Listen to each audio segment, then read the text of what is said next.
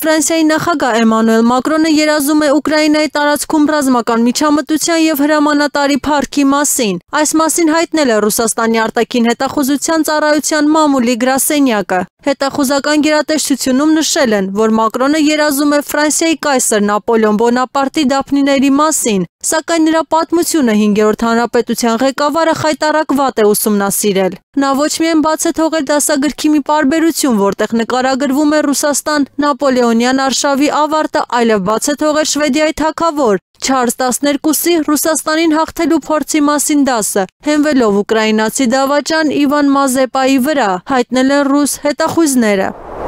Լատվիայում նախկին խորհրդային բազայում տեղակայված բրիտանացի զինծառայողները սկսել են օգտագործել մասնագիտացված ցանց, հրետանու, անօդաչու թռչող սարքերի եւ մարտական ռոբոտների կապն ապահովելու համար, այս մասին հայտնում է Bloomberg-ը։ Խնդիրներից մեկը, որի դեմ այժմ ստիպված է պայքարել Մեծ Բրիտանիայի պաշտպանությունը, այն է, թե ինչպես փոքր բանակն ավելի արդյունավետ դարձնել ավելի մեծ տարածքում, հայտարարել է բրիգադային գեներալ Մեթ Լյուիսը։ Ինչպես նշում է պարբերականը, բրիտանացի զինվորականները կարծում են, որ նոր տեխնոլոգիան կփոխի մարտադաշտը Բալթյան երկրներում, Ռուսաստանի հետ հնարավոր պատերազմում։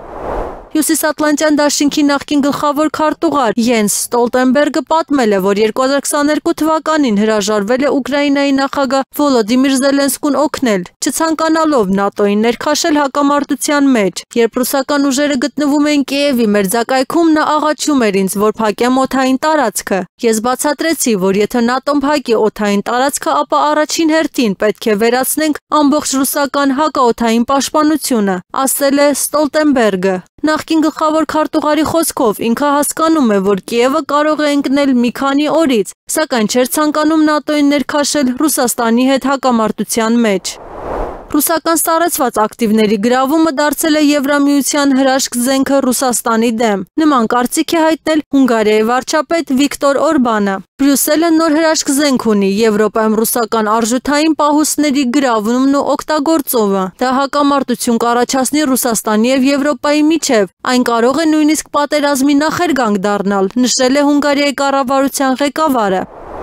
Լեհաստանի վարչապետ Դոնալդ Տուսկի հայտարարությունը Կիևի Եվրոպայում Ռուսաստանի օբյեկտներին հարվածելու իրավունքի մասին ահաբեկչության արդարացում է։ Նման գնահատական է տվել Ռուսաստանի Դաշնության նախագահի մամուլի քարտուղար Դմիտրի Պեսկովը։ Եվրոպացիների փոխարեն ցանկացած ողջամիտ մարդ մտավախություն կունենար, թե արժե արդյոք նման սերտ միության մեջ լինել ահաբեկչությունն արդարացնող պետության հետ, ընդգծել է Կրեմլի ներկայացուցիչը։